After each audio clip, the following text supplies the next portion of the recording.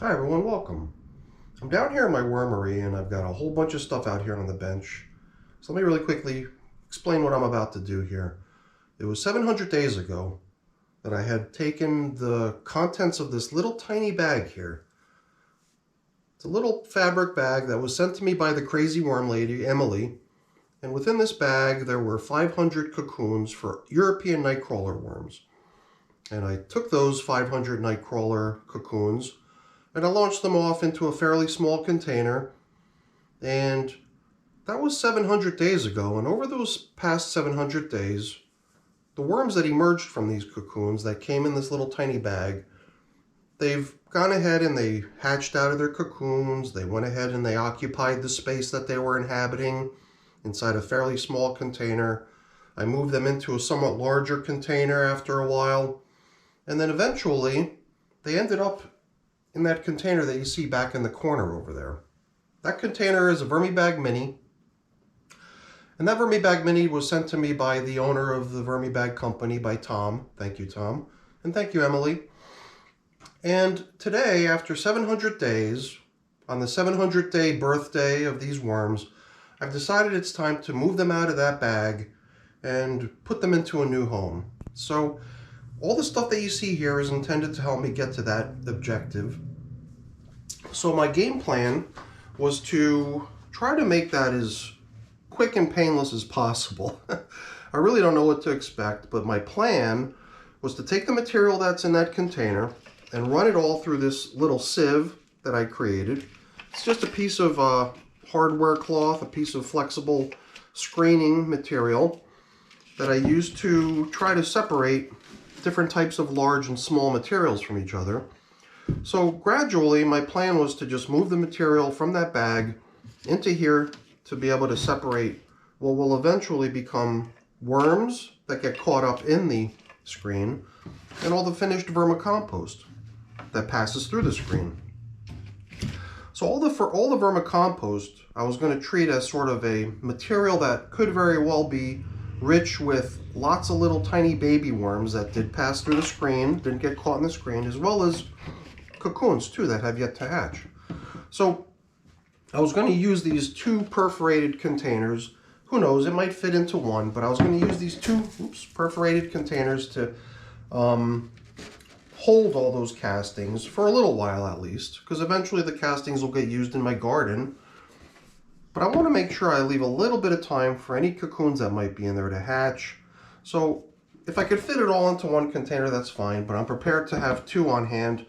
Since these are perforated containers, I don't want to have castings falling out the bottom, so I've got chunks of bath towel here, actually it's beach towel, that I wanted to just cover the bottom of the container with to prevent the material from falling through. This is actually a piece of the same exact towel. It used to be the same vibrant colors, but I had tried composting it at one point. But either way, that was my way of trying to block those holes from allowing the castings to fall through. And in time, I'll give it a month and a half or so for any potential cocoons to hatch out so I can round them up and relocate them as well. And at that point, I'll feel like those castings are ready for use. So whatever worms do get caught in the screen, I'll just collect them all up into this little tub temporarily.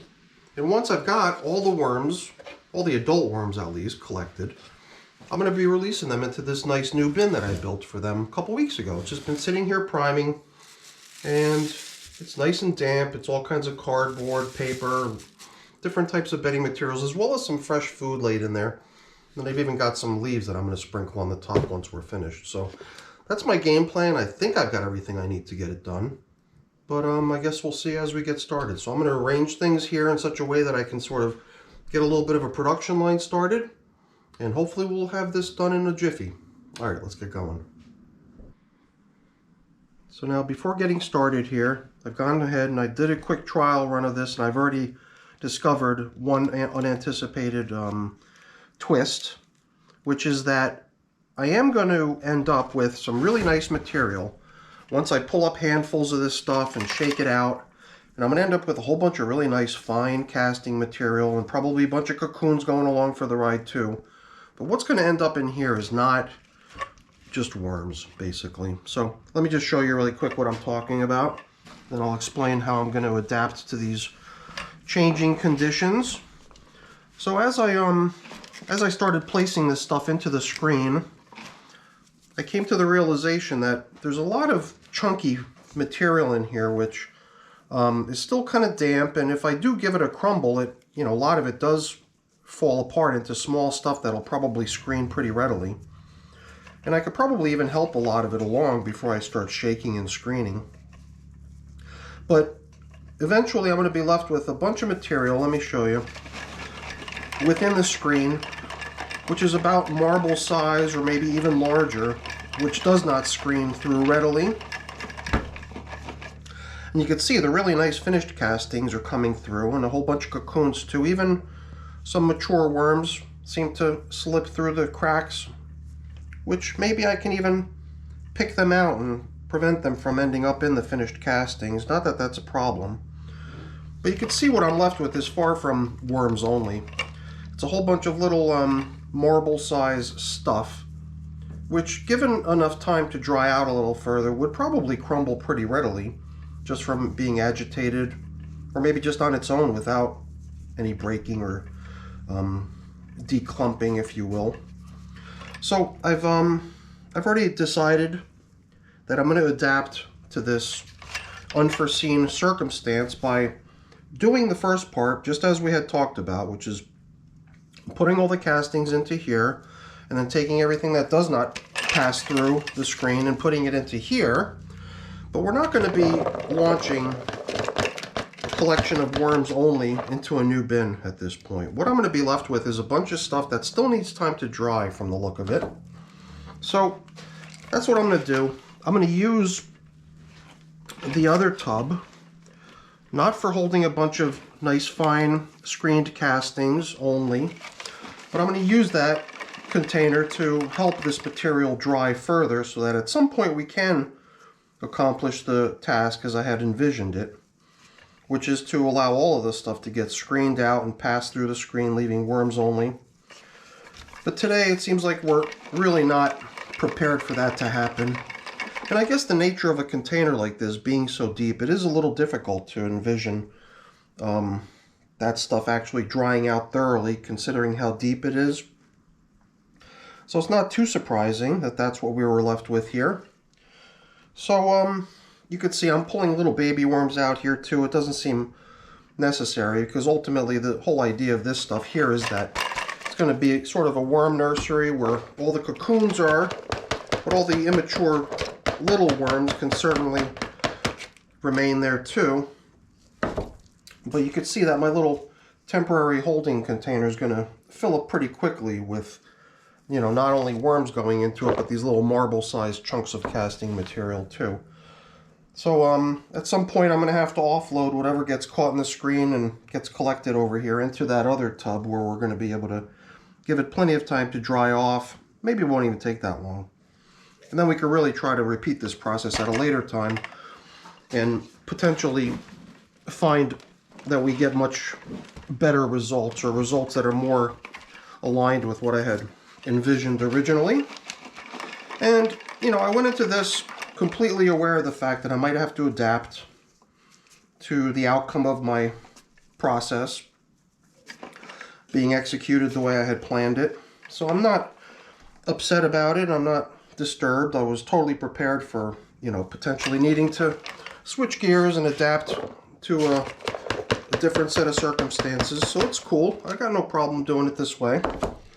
And it just delays the ultimate release of the adult worms in this process. It's just that they're going to have to continue inhabiting their old castings for a little bit longer while the stuff dries out, so that at some point in the near future we can actually work it through a similar process to what we're doing here and successfully see it all pass through the screen so that we are left with only worms.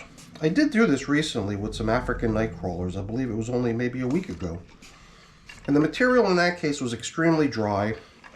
In fact, it had been so dry already I was actually trying to rehydrate it just prior to the harvesting of the batch of material. And it all went through the screen so nicely, and what I was left with in this screen was just pretty much worms only. So it's kind of the reason I believe I went into this thinking I might have a similar outcome. But the fact that I didn't is not too surprising either. So it's not a big deal. You can see we're filling this thing up pretty quickly. So at some point soon we're just going to offload that container once it fills up and place it into that other tub that's got the more vivid, bright piece of towel. And then I will still have sort of an initial separated batch of sort of nursery level material in here. You know, very fine stuff with either baby worms that fell through the screen and cocoons. And then the other container will just have the adults in it, still commingled with their castings, just waiting a little longer to be relocated into a new home. And that'll be possible once the material that they inhabit has dried out enough that it can crumble and be screened. So a little slight twist to the original game plan, but parts of the objectives will be accomplished. Number one is that I am going to be able to, you know, empty the VermiBag Mini and pave the way so that I can launch a different population of worms into it.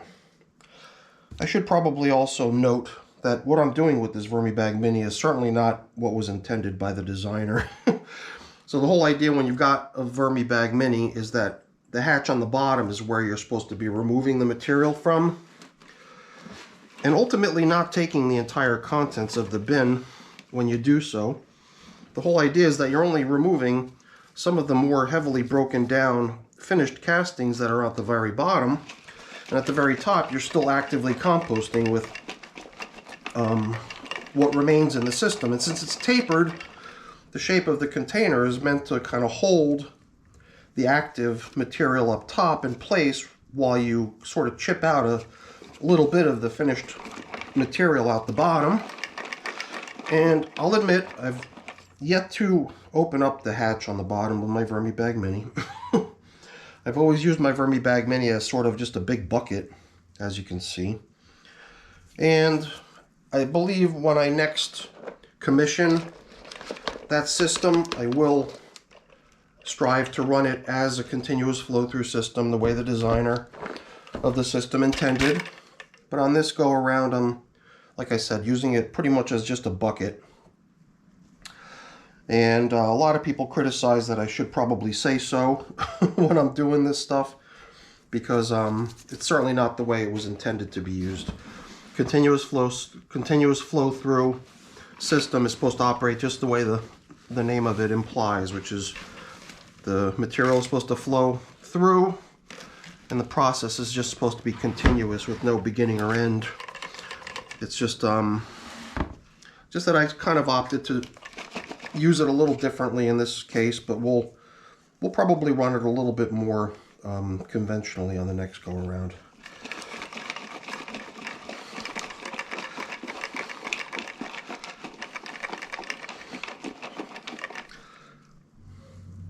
Alright, I don't really feel like I've got to crumble all this stuff up.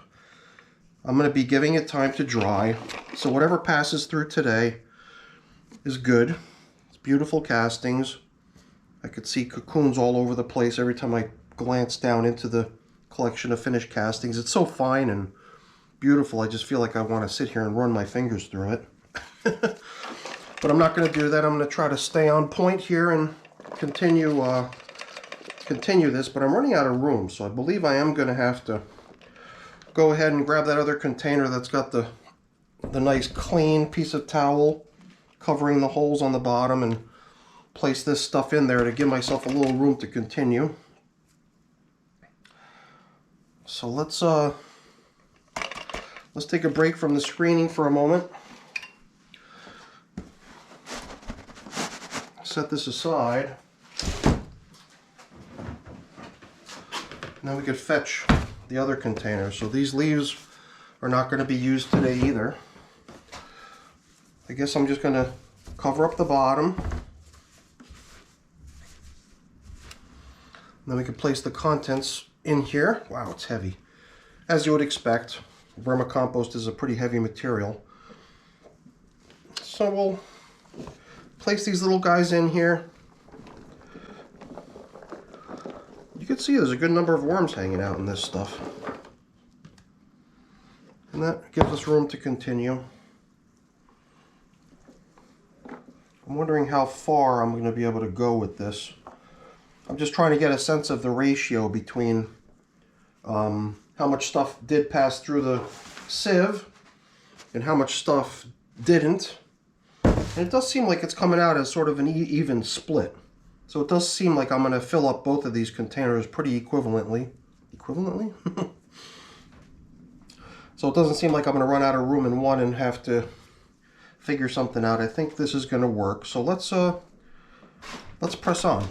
Let's keep going with this the way we've been. So now I paused the camera for a while and I figured I would just do some of this fairly repetitive stuff up until I got to the point where I was more or less finished filling a second container of these types of materials that's got the somewhat damp little marble-sized chunks of castings along with the adult worms in them. And I'm almost at that point where I'm out of space in there. And it's taking me pretty close to the bottom of the VermiBag Mini. It does seem like if I empty out the transport container, then a third round like this should be enough to get to the end. And I mean, I filmed the entire first batch, so you can see that it goes fairly quickly. So it's a fairly pain-free process doing it this way. And I guess when I refer to any pain at all, it's just the time-consuming nature of doing another similar process, which is the separation of the worms from the castings using bright overhead light. A similar process to this would be to allow for the worms to sense the light that's overhead, dive down into the material, and then skim off the evacuated material, theoretically freeing the material of not only large worms but small worms alike, because all the worms are going to react to the bright lights overhead. But I'm really appreciating this because there's no time wasted. You're not just sitting there waiting for the worms to squirm out of view and retreat from the light. You can just kind of scoop and sift, and perhaps the only downside is that you're kind of traumatizing the worms a little bit by shaking them around and screening them and moving them around and whatnot. But I think they're tough little critters and they could probably handle it. So I'm going to unload this thing and then we'll continue.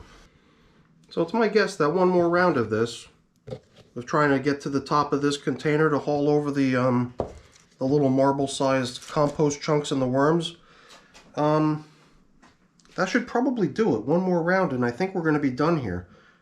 I did notice when I started probing down here, though, as I was nearing the bottom of the VermiBag Mini, was that the hatch at the bottom does go down a little bit. And the material in there didn't feel quite as easy to manipulate. So I was going to wait until the camera was running before I reach down there one more time and see if I can extract it. So let's see if we can get it out of here. Yep, there it is. So, wow, okay. So some of what just came out is nice castings, but what's at the very bottom seems like it's like a rock-hard, dry chunk of kind of, I don't even know, maybe it's a little bit moldy.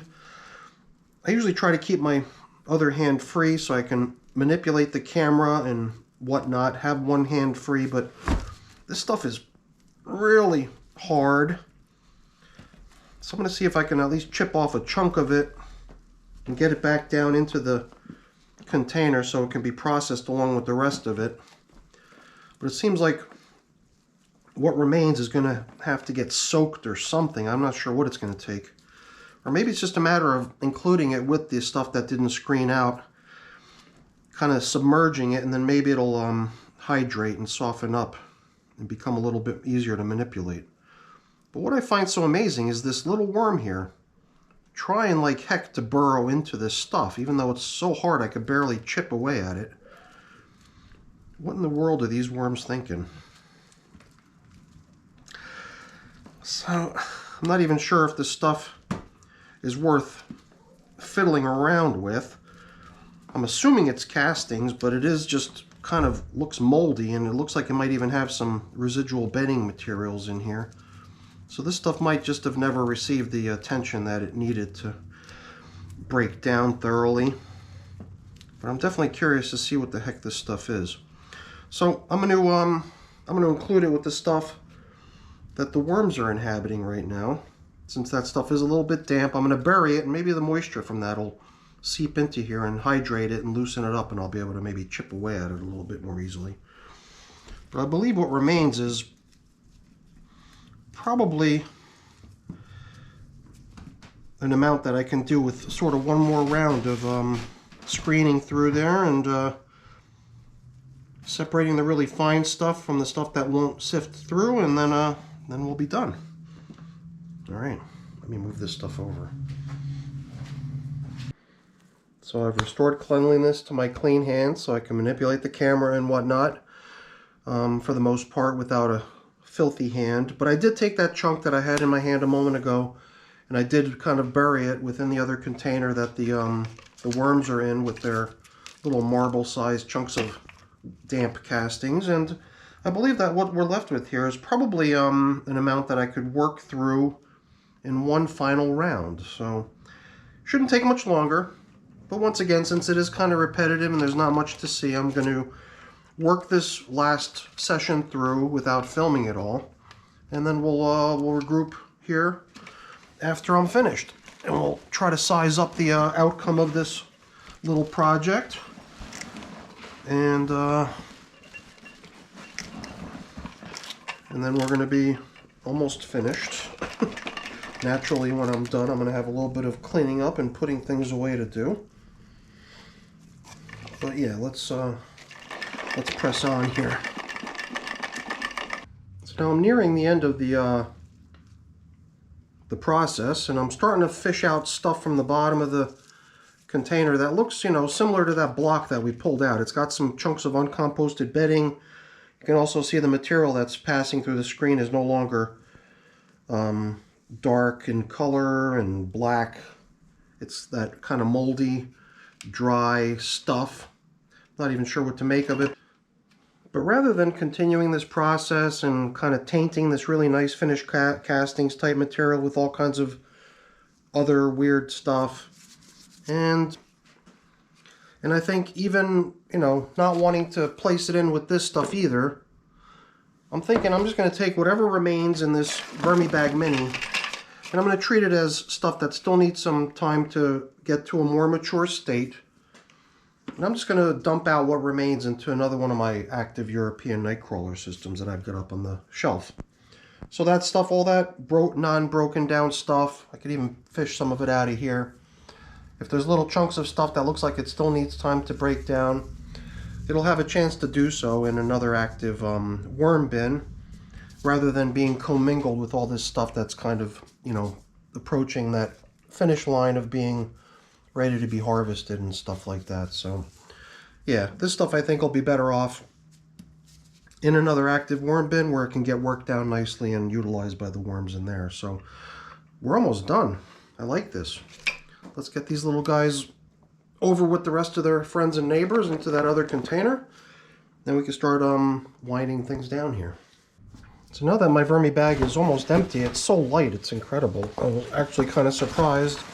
I had kind of thought that maybe I could just sort of work out the remaining material and get it out of this little hatch, but you could see that the hatch area is almost like a little compartment of its own. And I think the whole idea is that the zipper is protected by this, so there's sort of a layer here protecting the zipper from getting clogged up with this material. So I'm going to see what I could do about scooping out some of this stuff that I had intended to put into my other active European nightcrawler system, so that all these chunks of stuff that didn't get broken down, stuff that looks like it might have a little bit of mold on it, whatever, I'm just going to put it into one of my active worm bins where I think it'll be much better off and get a chance at being broken down. And it won't really be part of what we worked on here today, which is, you know, mostly material that's supposed to be sort of nearly finished at this point, and this stuff I don't think qualifies. So I don't know, here and there I guess I'm bumping into a worm. We'll make sure he's with his friends and neighbors. But ultimately it doesn't matter so much. None of this has got to be so precise. I'm just trying my best to keep things somewhat separated and logical and like for like if possible. But, you know, I'm pretty satisfied with the way this went. And I'm sure there's still a lot of purists out there thinking to themselves, what a bozo. Who the heck does this with a continuous flow-through system? Well, I guess I do. Like I said, I think on the next go-around, this bag will be used as a regular flow-through system rather than just as a big bucket, so to speak. But I've only got a little bit more material to fish out of here, and then I think I'll be able to maybe get it out of here a little bit more easily if I detach the bag from its frame, and I could just sort of pour it out and invert the whole thing to get the last few little bits of material out of here. But for all intents and purposes, we've emptied the bag now, and we've pretty much processed it down into 3 separate and distinct areas. Stuff that probably doesn't qualify as being ready for prime time yet, so stuff that I'm going to just get, you know, back into service in another active bin. Some really nice material here that's definitely ready for prime time. Stuff that would definitely qualify as black gold, having just the right consistency and the right moisture level and everything.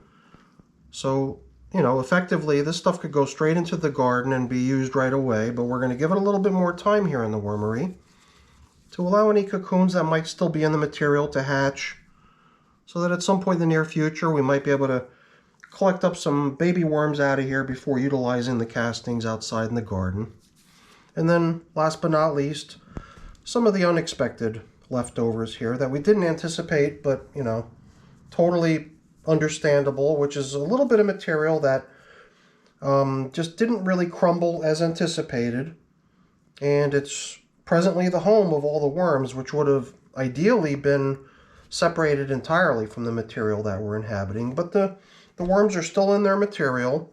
We've taken the really fine stuff and processed it and prepared it for use, almost. And this stuff here, now that it's kind of in a shallow tub with a lot of surface area, it should be able to cast off its dampness and its moisture pretty quickly, so that at some point soon we should be able to crumble it all up nicely. Stuff should flow right through the screen. And then at that point we're going to have the ability to separate the worms from the material that they're inhabiting and launch them off into a nice fresh new container. So all I'm going to really do is grab these 2 pieces of plastic that had been covering the material previously. Here I'm going to cover a little bit more loosely, because here we're hoping to see the material dry out over time. But in the middle I'm going to let it retain some of the moisture so that it can be nice and comfortable for the worms. I might actually clump this together a little bit more even, just to allow for even more drying. Yeah, maybe even just replace the plastic with paper, and that would allow for a good amount of drying. And then here we're going to go ahead and we're going to cover pretty thoroughly, because here there's really no need for the moisture to be lost any further. The material is just right. Here we just want to create a nice cozy spot for the baby worms to cruise out of their cocoons, inhabit the material, and at some point in the near future hopefully you can round them up for getting them into service. So I've got a few things to put away over here. I'll get this stuff into my active worm bin where it can continue getting broken down. And for now I'm not going to apply labels. It's usually at this point I try to commission systems with labels to show their start dates. For now I'm going to treat this as sort of an interim solution. Maybe this can be treated as the cocoon nursery. Maybe I'll put a sticker on it. Maybe this can even be treated as the new home for the worms temporarily until we're able to remove the rest of their castings. So I don't know. I'll think about labels later. But for now, we're done. So hopefully you enjoyed the video. If you did, please remember to leave me a thumbs up. That's always really appreciated. And if you haven't done so already, please also consider subscribing to the channel too. That's really appreciated as well. All right, everyone, have a great day. Thanks for watching. Bye.